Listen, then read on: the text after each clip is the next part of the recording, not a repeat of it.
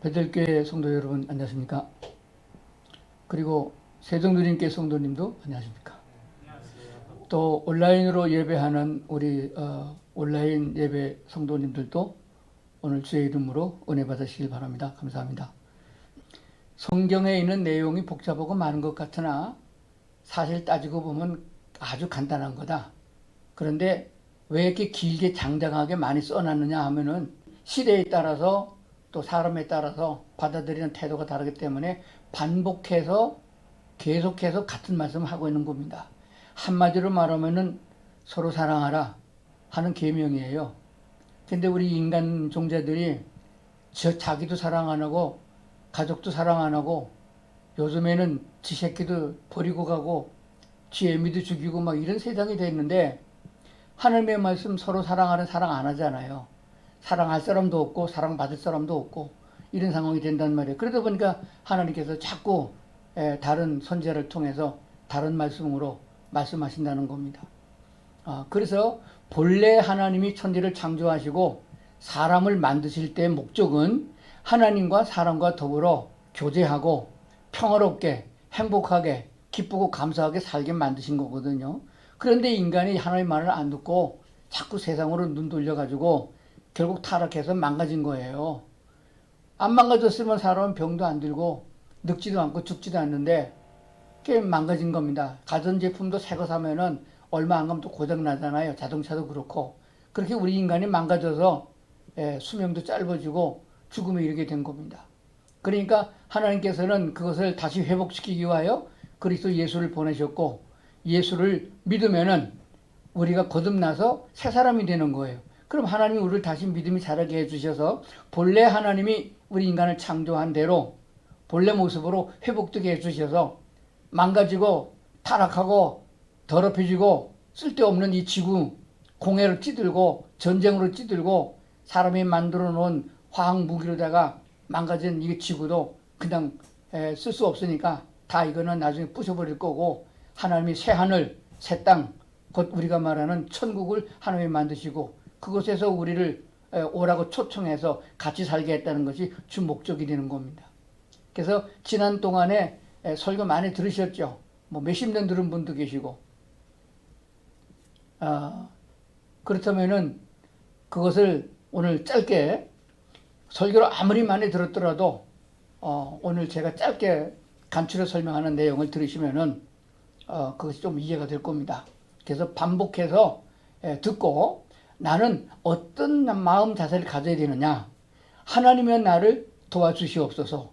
내 마음과 내 생각과 내 지식을 하나님께서 축복해 주셔서 하나님이 내 마음을 사로잡아 주셔서 세상에 있는 마귀와 사탄의 뜻대로 살지 않고 내 생각대로 살지 아니하고 하나님의 뜻대로 살 수 있도록 나를 도와주시옵소서. 이렇게 기도하는 자세를 가지면은 하나님의 성령이 우리를 인도해 주신다는 거예요. 그걸 믿고 살아가는 것이 우리 신앙생활입니다. 내가 뭘 하겠다고 그러면 되는 게 없어요. 마음 먹는다고 뭐 됩니까? 출세한다고 출세가 되고 공부 잘하겠다고 마음 먹어도 공부 잘 됩니까? 돈 많이 벌겠다고 마음 먹어도 되나요? 안 되거든요. 내 마음도 내 마음대로 못하고 가족에 있는 가족 식구들도 우리가 마음도 모르는데 그게 되겠습니까? 안 되거든요. 그렇게 찌지고 볶다 보면은 한 세상 다 가고 죽음의 날이 온단 말입니다. 그때 관뚜껑 덮을 때 가게 되면은 헛되고 헛되니 인생은 헛되다. 그리고 죽는 게 모든 사람의 보편적인 견해라는 말입니다. 그렇게 살아도 안 되니까 하나님의 말을 좀 들으라. 하나님이 내가 너희를 이끌어 주시고 내가 너희를 받아줄 테니까 그냥 나를 믿고 따라오라. 근데 그걸 말을 안 듣거든요. 그러니까 듣도록 하기 위해서 교회가 세워진 거고 먼저 믿는 사람이 전도라는 걸 합니다. 교회 나와봐. 예수 믿으면 복받아. 그게 전도가 아니에요. 와서 하나님을 만나라. 하나님의 은혜를 입으라. 그러면 그가 우리를 인도하실 것이다. 이거거든요. 그러면 그 말씀을 간추려서 잘 설명할 테니까 짧은 시간에 먼저 들으시고 마음에 긍정이 되어지면은 아멘을 크게 하셔야 됩니다. 아멘 연습 좀 해볼까요? 아멘. 아멘. 할렐루야. 아멘. 이렇게 화답이 돼야 이게 설교하는 사람도 맛이 나고 듣는 분도 은혜가 되는 겁니다. 진리에 속한 자는 진리를 따르고 진리에 속한 자는 진리를 따르고 마귀 사탄에 속한 자는 거짓을 따르게 돼 있습니다. 미꾸라지는 흙탕물에서 살고 송어 같은 것은 맑은 물에 살고 이게 분류가 돼 있어요. 돼지는 돼지끼리 모여서 시궁창으로 가고 양은 깨끗한 들판으로 갑니다. 진리에 속한 사람은 진리를 따르고 마귀 사탄에게 속한 자는 거짓을 따른다. 제가 왜 진리라고 그러면 진리가 뭐냐라고 물으면은 이 세상에서는 진리가 없어요. 참된 거거든요. 거짓이 0.001%도 안 속해 있는 아주 참된 것을 진리라고 말합니다. 이 세상에 진리가 없어요. 진짜 참깨 참기름도 가짜가 있는데 그러니까 진짜가 없는 거예요. 그래서 성경에서는 뭐라고 그러냐, 예수님을 진리라고 그랬습니다. 예수께서 가라사대 내가 곧 길이요 진리요 생명이니 나로 말미암지 않고는 아버지께로 올 자가 없다 그랬어요. 그리고 요한복음 17장에 보면은 하나님의 말씀은 진리니 그랬습니다. 성경 말씀만이 진리입니다. 그런데 성경을 부인하고 성경을 보지 말아라, 성경을 가르치지 말아라, 성경에 하지 마라, 이게 정말 마귀 짓이에요. 이 세상에 있는 사람들을 보면은 옳은 것 같으나 그건 다 가짜입니다. 그래서 마귀 사탄에게 속한 사람들이 거짓을 따르게 되어 있습니다. 우리는 예수 그리스도를 믿고 신앙생활을 하게 된 것입니다. 그러므로 끝까지 진리를 따라가야 된다는 사실도 기억을 해야 됩니다. 왜냐하면은 마지막 심판이라는 것이 있습니다. 무한정 세대가 지나가는 것이 아니고 마지막 심판이라는 것이 있어요. 이 세상에 창조 때부터 이제까지 살았던 모든 사람, 죽은 사람 모두 다 끄집어내서 하나님이 마지막 심판하는 것을 요한계시록은 백보자 심판이라고 그렇게 말합니다. 그 심판이 끝나게 되면은 예수 믿고 구원받아 죄사함을 받은 사람은 천국으로 가고 예수를 거절하고 믿지 않은 사람은 죄가 그냥 남아있어서 지옥에 가게 된다. 그래서 영원토록 갈라져서 다시 합할 수 없게 된다. 이렇게 말씀하고 있습니다. 그렇기 때문에 우리는 진리이신 예수님을 끝까지 잘 따라가야 된다라고 성경은 말씀하고 있습니다. 그런데 진리이신 예수님을 따라가게 되면은 마귀 사탄이 공격을 합니다. 마귀는 영이고 그게 쫄개들은 귀신이에요. 귀신과 싸워서 이길 수 있겠어요? 육신으로는 할 수가 없습니다. 왜 공격하냐 그러면은 그전에는 우리가 다 마귀의 종이었는데 그걸 버리고 하나님께로 갔단 말이에요. 그러니까 마귀 편에서 보게 되면 우리가 배신자예요. 예수 믿고 교회 다니는 사람들은 마귀 편에 보면 귀신 쪽에서 보게 되면 우리가 다 배신자입니다. 그러니까 어떻게 하든지 간에 하나님을 버리고 자기 편으로 돌아오게 하려고 공격을 해야 됩니다. 그러면 그 공격을 피해서 생명을 보존하고 천국에 가는 신앙생활을 유지하려고 그러면 어떻게 되느냐, 성경은 두 가지를 설명하고 있습니다. 믿음을 가져라. 이 믿음은 세상에 대한 믿음이 아니고 하나님께 대한 믿음입니다. 예수 그리스도를 믿으라. 예수님이 말씀하시고 하나님이 말씀하시듯 성경에는 하나님의 말씀을 믿으라. 이 믿음과 그 믿음을 한마디로 딱 종합하면 사랑하라는 거예요. 그래서 믿음과 사랑의 방탄조끼를 입으라 이렇게 비유해 줬어요. 우리말 성경에는 호심경이라고 되어 있는데 호심경이라는 것은 지금 쉽게 말하면 방탄조끼예요. 요즘 방탄조끼는 앞에만 하면 안 됩니다. 옛날에는 앞에만 했어요. 그러면 화살이나 쏘도 창을 찔러도 심장이 안 터지니까 산단 말이에요. 근데 요즘 총을 쏘잖아요. 그 뒤에서 쏘면 어떻게 돼요? 그 요즘에 방탄조끼는 앞뒤로 다 있게 되어 있습니다. 그걸 하게 되면은 다리가 잘라지든 팔이 잘라지든 간에 목숨은 부지한다. 그러니까 교회 다니면서 제일 중요시 여기게 된 게 뭐냐? 뭐 하라 그거 다 잊어버려도 괜찮아요. 제일 중요한 거 하나님의 말씀을 믿으라. 예수를 믿으면은 너희 모든 죄를 다 사해주고 하나님의 성령이 너를 이끌어 주셔서 천국으로 인도하신다. 축복도 해주신다. 그렇기 때문에 그 결론이 뭐냐? 사랑하는 마음을 가져라. 그래서 나도 사랑하고 부모도 사랑하고 형제도 사랑하고 이웃도 사랑하고 먼데 이웃 아프리카도 사랑하고 공산주의자도 사랑하고 그러라는 거예요. 그런 마음을 가지라. 하나님의 나라에 가면 사랑할 줄 모르는 사람은 존재할 수 없게 됐기 때문이다. 그렇게 말씀하고 있습니다. 두 번째는 뭐라 해야 되느냐? 구원의 소망의 투구를 쓰라 그랬습니다. 구원의 소망의 투구를 쓰라. 구원을 뭐를 비유하는 것 같으면 투구, 갑옷 입은 다음에 오토바이 타는 사람 헬멧 쓰라 그 말이에요. 그러니까 굴러 떨어져도 헬멧을 쓰고 있으면은 목숨은 산다 그 뜻입니다. 그러니까 구원의 확신을 가져야 된다 하는 것을 성경에 말씀하고 있습니다. 구원의 소망에 투구를 써야 된다 이렇게 말씀하고 있습니다. 두 가지만 꼭 기억하시면 신앙생활에 아주 즐겁게 신앙생활을 할 수 있고 승리할 수 있습니다. 한번 따라합시다. 믿음과 사랑에 호심경, 심장을 보호하는 방탄조끼, 방패 같은 거예요. 속에다 넣으시는 거예요. 안 보이는 겁니다. 그거 하면 마귀가 찔러도 유혹하고 공격해도 끄떡없다 그런 말이 됩니다. 두 번째는 구원의 소망의 투구, 구원의 확신을 가져라 그런 뜻입니다. 죽었다 깨도 나는 예수님이 내 죄를 담당해 주셨고 하나님의 사랑으로 나를 받아주셨기 때문에 그래서 하나님의 자녀라 천국 백성이라 이렇게 해줬기 때문에 우리는 하나님 나라 천국에 간다. 그런 확신을 가져라 그 말입니다. 따라합시다. 구원의 확신을 가지라. 이 두 가지만 하면 이 두 가지를 계속 목사님들이 설교하는 거예요. 성경 60권이 다 거기에 대한 얘기가 됩니다. 그래도 그렇게만 하게 되면 좀 어렵잖아요. 그죠? 그래서 오늘은 조금 진도를 나가서 디도서 1장이라는 말씀 중심해가지고 영생의 소망을 가지자 이런 제목으로 말씀을 드리겠습니다. 영생의 소망. 영생이 뭐죠? 영생이 뭐예요? 제가 개인적으로 성경 공부를 가르치고 있습니다. 요새 코로나 시대라 가지고 출입을 못하니까 교도소에 있는 형제들 자매들에게도 또 우리 멀리 떨어져 있는 우리 사람들에게도 제가 할 수 있는 대로 개인 성경 공부를 가르치고 있습니다. 그걸 우편으로 합니다. 근데 그때 물어보는 게 있어요. 뭐가 냐고 하면은 예수 믿고 구원받으면 몇 살까지 살 수 있습니까? 라는 질문이에요. 우리 손자들은 그거 공부할 때 그럽니다. 100살까지 산다고 그러더라고요. 100살이 많은가 봐요. 100살까지 그러는데 영생이라는 말은 죽지 않고 영원히 산다 그런 말이 됩니다. 상상이 가시나요? 영원히 산다. 지금 이대로 영원히 살면 어떻게 되겠어요? 여러분 좋아요 안 좋아요? 지금 이대로 살면 별로 좋을 게 없어요. 저 같은 경우는요. 팔팔하게 젊게 살고 싶죠. 아니 나이가 먹으니까요. 눈도 침침해지고요. 귀도 잘 안 들리고요. 허리도 아프고 다리도 아프고요. 아 이게 젊은 사람이 쳐다보면 기분 나빠요. 뭐 저런 늙은이가 여기 왔나. 제가 극동방송에 상담하러 나갈 적에 홍대 바로 옆이에요. 홍대의 젊은이 거리입니다. 그래서 어떤 손님이 와가지고서 카페 커피숍을 갔어요. 갔더니 다 애들이에요.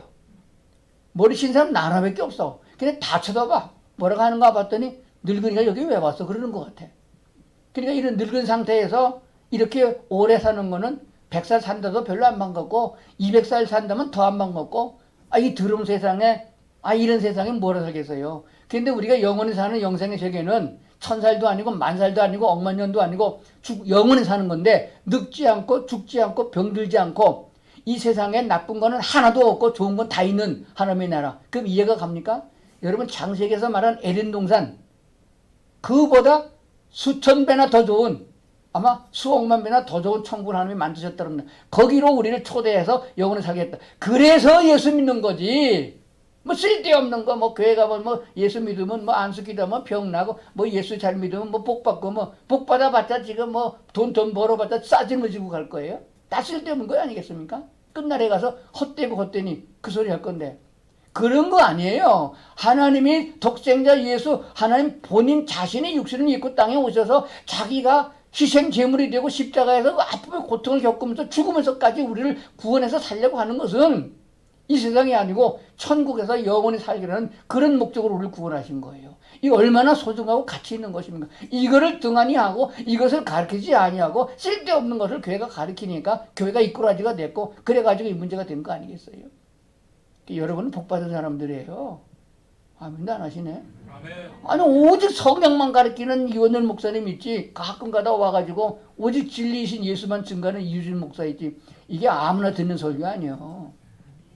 감사할 줄 알아야 됩니다.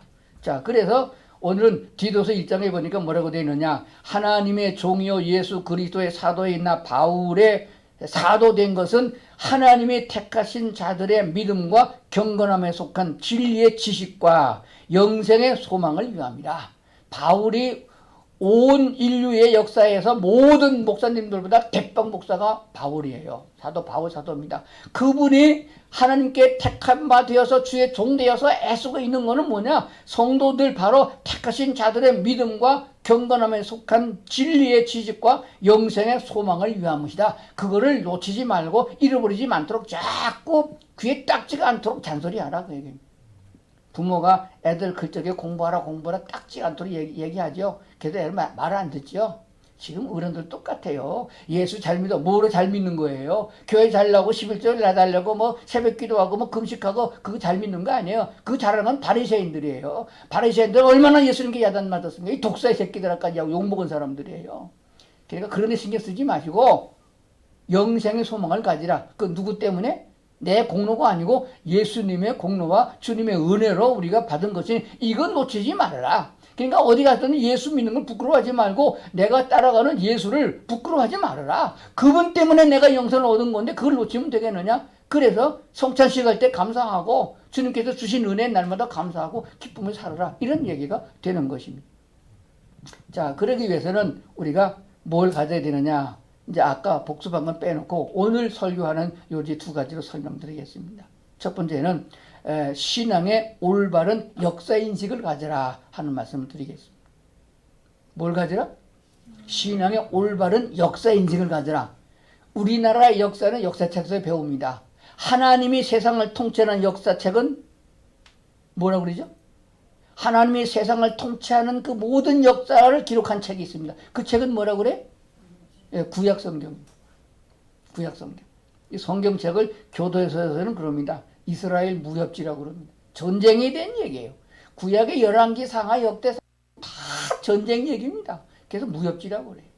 근데 그거 가만히 읽어보면은 하나님 편에 속해 있으면 승리하고 하나님을 떠나서 우상 숭배하면 패배했어요.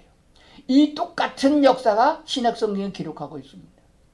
하나님 편 예수 그리스도에 속해 있는 사람은 무슨 일을 만나든지 마침내 승리할 것이고 마귀 편에 속해서 우상 숭배하는 사람은 망한다 하는 것이 됩니다.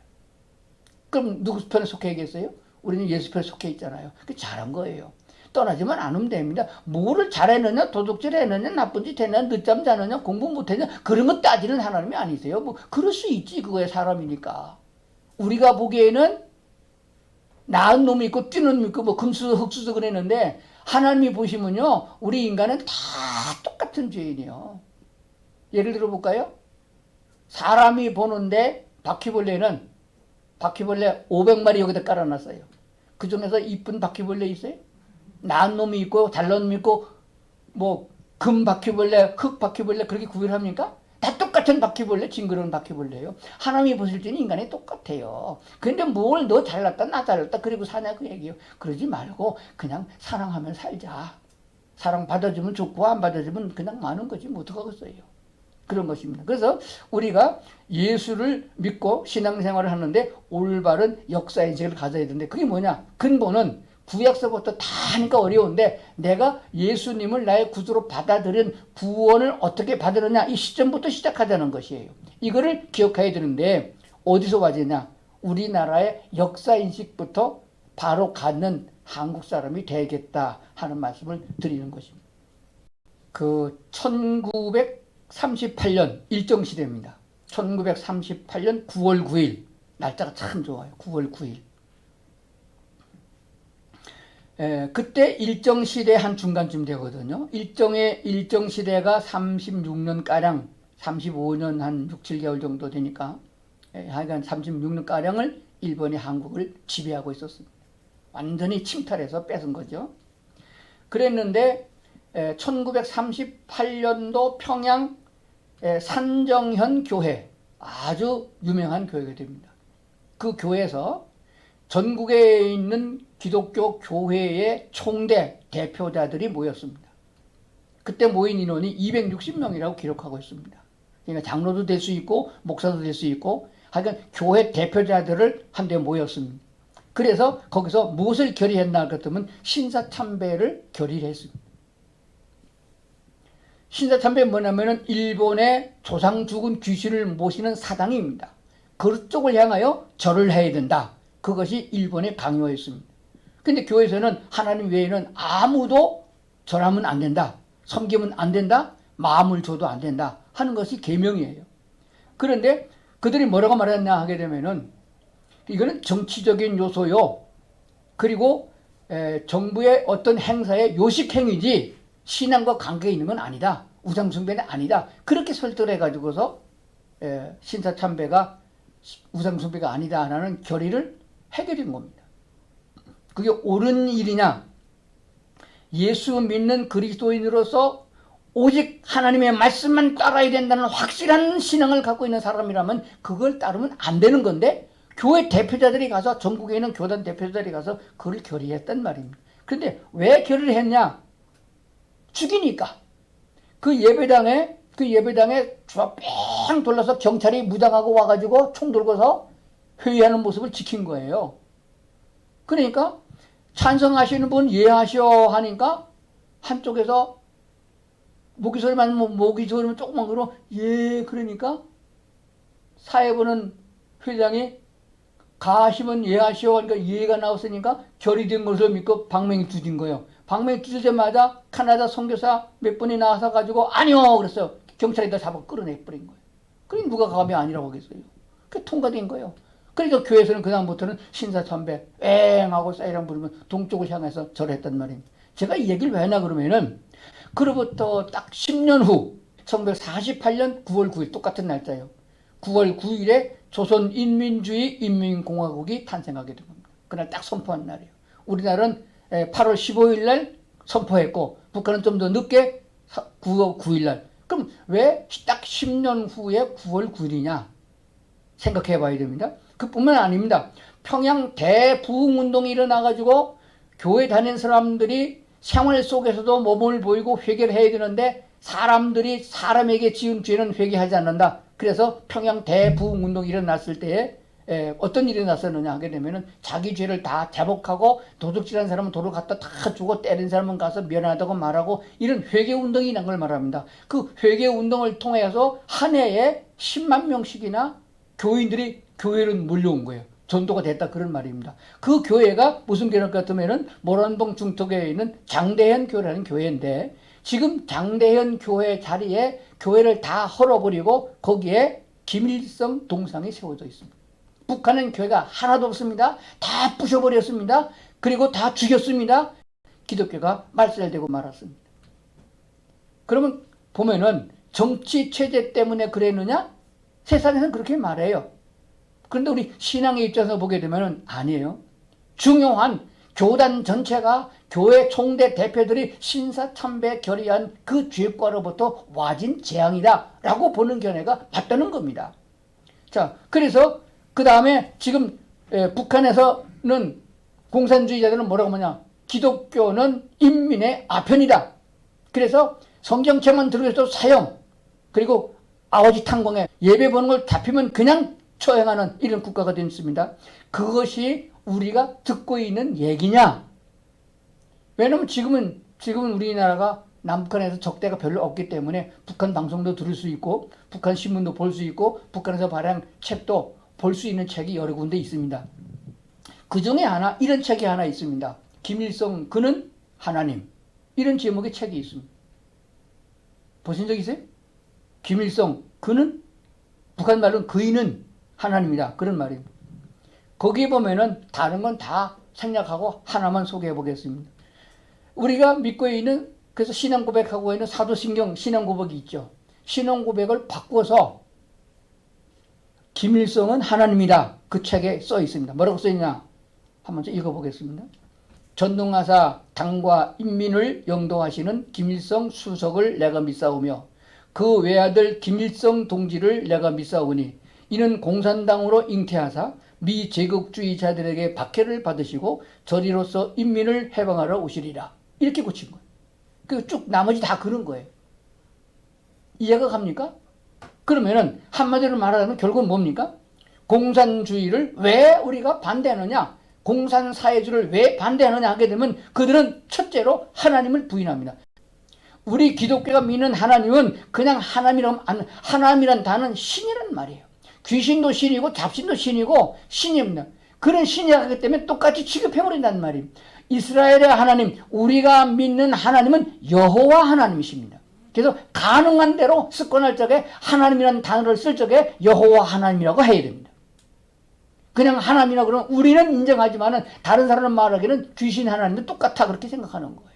김일성이가 하나님이 된 거 아니에요. 신의 자리에 앉았습니다. 김정일 대를 이어서 지금 그 자리에 앉아 있다고 말입니다.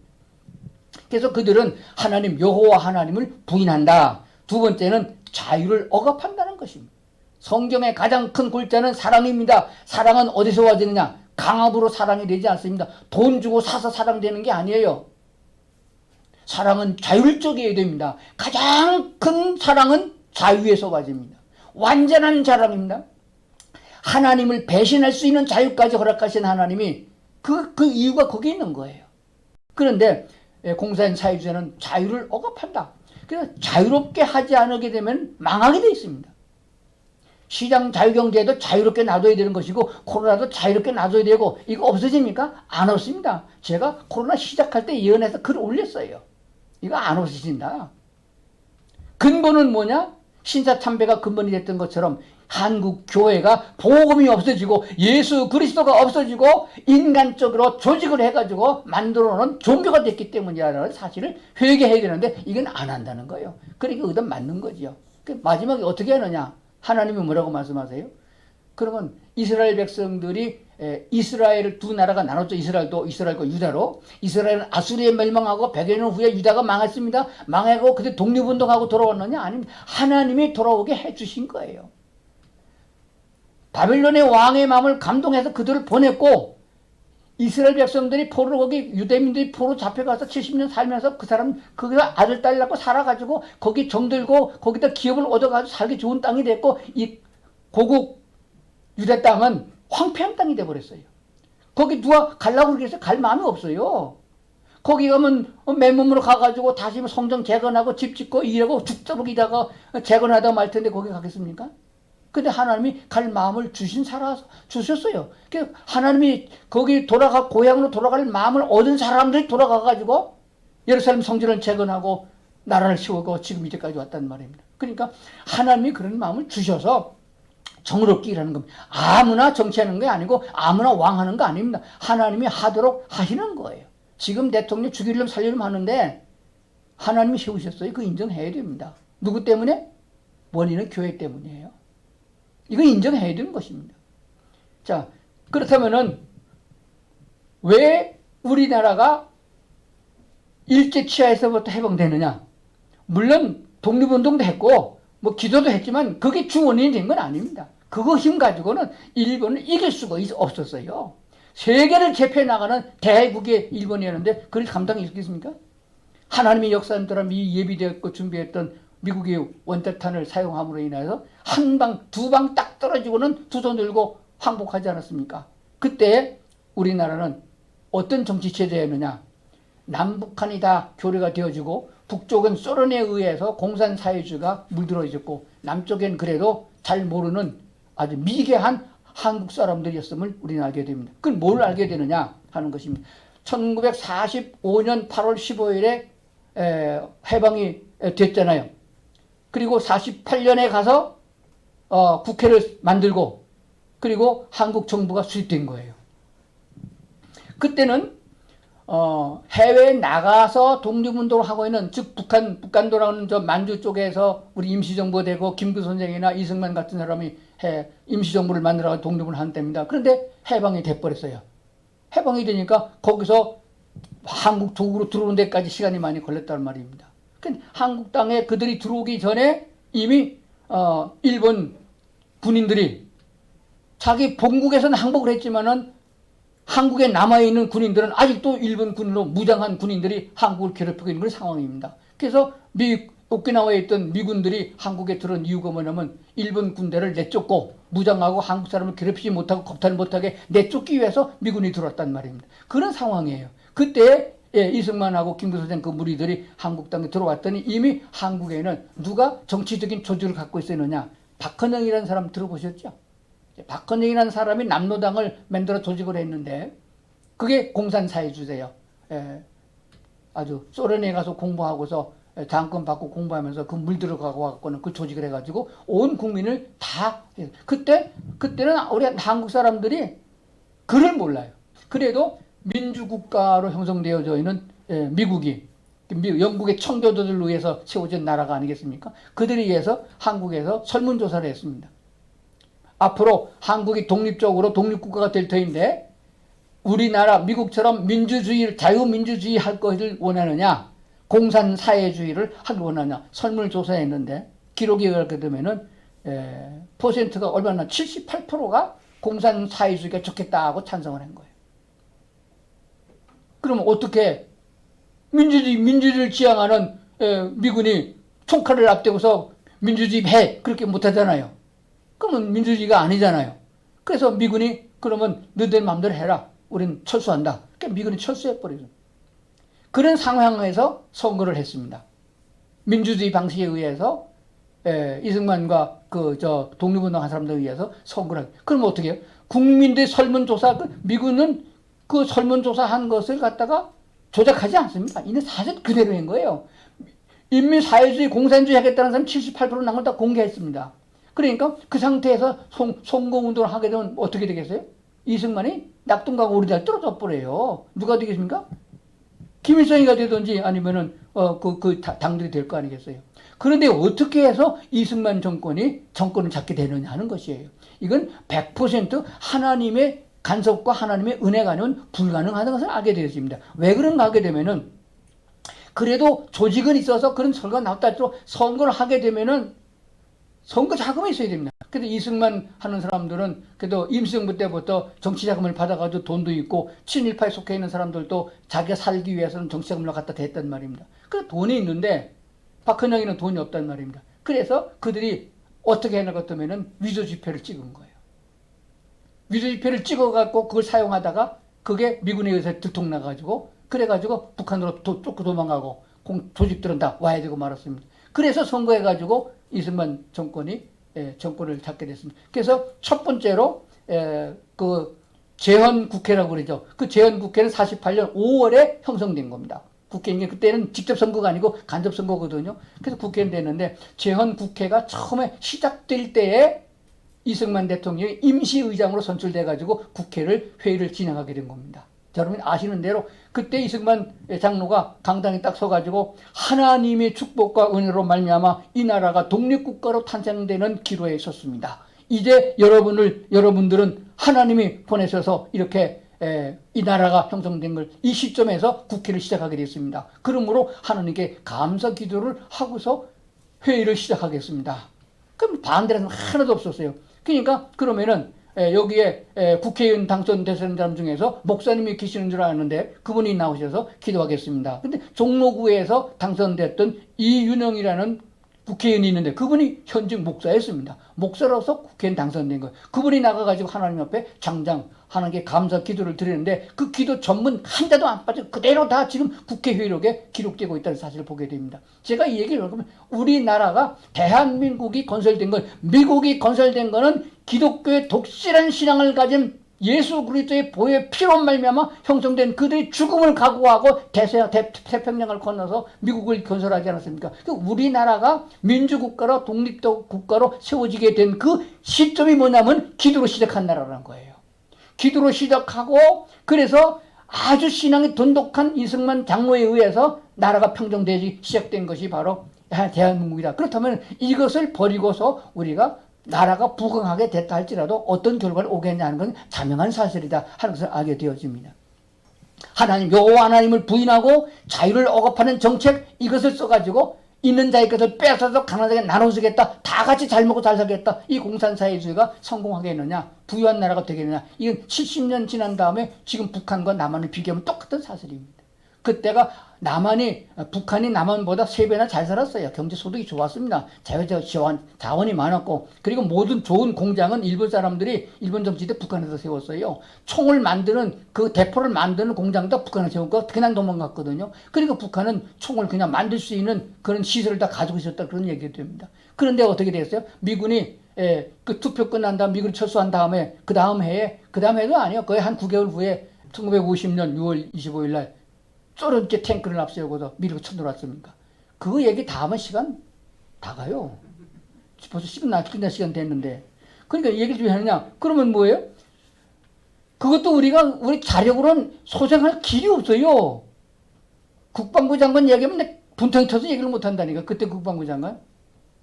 전장에 나가지고 지금 저 파주까지 쳐내려왔는데 아직도 대통령한테 보고도 안 하고 있고 뭐가 내려왔네 이러고 있었다니까. 근데 어떻게 우리가 할 수 있었느냐? 우리는 1948년 8월 10일 건국 선포하고 그해 12월 12일 날 유엔의 승인을 받았습니다. 유엔에서 대한민국 정부는 합법적인 정부라고 승인을 받은 나라입니다. 그렇기 때문에 자기네가 승인한 대한민국이 침략을 당하니까 승인도 못 받은 북한이 한국을 침략하니까 유엔이 돕기로 결의한 거예요. 그래서 유엔이 그렇게 그렇게 신속하게 와서 인천 상륙작전 해가면서 한국을 구해준 바로 유엔군의 도움을 입어서 우리가 이와 같은 건재한 나라가 된 것입니다. 그래서 피폐했던 6.25 때에 도움을 받던 대한민국에 도움을 주는 한국으로 부강하게 된 역사를 우리가 보게 됩니다. 이 한국의 역사를 주관하시는 것이 정치체제냐? 아니라는 걸 제가 말씀드리는 거예요. 하나님의 섭리 속에 세워진 이 나라를 우리가 기억해야 된다. 우리가 신앙의 올바른 인식을 가지려면 첫 번째는 내가 어떻게 구원받았느냐? 예수 그리스도의 십자가의 보혈로 그분이 대신 죽어준 공로로 값없이 구원받아서 하나님의 자녀가 되고 천국 백성이 됐던 확실한 신앙 바탕 위에 서야 되겠고, 또 하나는 이 민족 속에 우리가 살아가고 있는 사회 공동체가 어떤 단체냐? 하나님의 절대적인 도움과 기도와 하나님의 섭리를 통해서 세워진 대한민국을 자유체제를 유지해 나가야 된다. 이것을 위해서 우리가 소리를 내고 기도하고 하나님의 은혜를 또 한 번 구해야 된다라는 사실을 말씀을 드리는 것입니다. 영생의 소망은 하나님께서 이런 통로를 통해서 우리에게 주신 것이다. 이 소망을 잃지 않아야 될 것이며, 이 소망을 가진 사람들은 여호와 하나님이 약속이라, 이것을 위해서 하나님이 약속하신 것이다 라고 했기 때문에 하나님이 이 약속을 반드시 지키시는 분이시다. 얼마나 귀한 것입니까? 본문 말씀을 다시 한번 읽어보겠습니다. 영생의 소망을 위함이라. 이 영생은 거짓이 없으신 하나님이 영원 전부터 약속하신 것인데 자기 때에 자기의 말씀을 전도로 나타내셨다. 전도로 나타내셨다. 전하지 않으면 알 수가 없습니다. 누가 그러더라고? 왜 교회들이 목사들이 정치하냐고요. 초대 대통령 이승만 장로가 정치했고 초대 국회의원 목사가 국회의원 하셨어요. 한국이도. 뭐 종교 분리라는 말은 정부가 교회를 간섭하면 안 된다는 것이 종교 분리예요. 이걸 먼저 알아야 됩니다. 그러니까 교회는 국가적으로 봤을 적에도, 세계적인 국가관으로 볼 적에도, 전쟁사를 본다 할지라도 하나님이 통치하는 것이며, 하나님은 계획과 설리하시고 사람을 통해서, 즉 그리스도인들을 통해서 이 일을 이루시고 있다. 믿는 나라나 믿는 국가나 안 믿는 국가나 다 하나님이 그리스도인들을 통해서 일하고 있다는 사실을 분명히 안다고 그러면은 우리가 어떤 신앙적인 자세를 가져야 되느냐 하는 것을 알게 되어질 것입니다. 진리를 사수하는 마음을 가져야 될 것입니다. 진리는 어떤 경우든지 간에 거짓과는 융화될 수 없습니다. 빛이 있는 곳에 어둠이 머물 수 없는 것처럼 진리신 예수 그리스도, 즉 진리에 속한 그리스도에 있는 곳에는 사탄의 역사가 거짓이 존재할 수 없는 것입니다. 그래서 거짓말하는 사람은 멀리해야 됩니다. 그래서 생활 속에서 찬송이 끊이지 않는 삶, 말씀을 묵상하고 기도하는 삶, 이것이 성령이 나를 인도하시는 증거가 되므로 오늘 말씀을 꼭 기억하시면 영생의 소망은 하늘나라에 두고 이것은 하나님의 약속이기 때문에 반드시 이루실 것이다. 확신을 갖고 살아갈 수 있는 성도들 되기를 주의 이름으로 축원합니다. 기도하시겠습니다. 하나님 감사합니다. 오늘 이렇게 저희들을 주의 장중에 붙잡으시고 말씀을 주시니 감사합니다.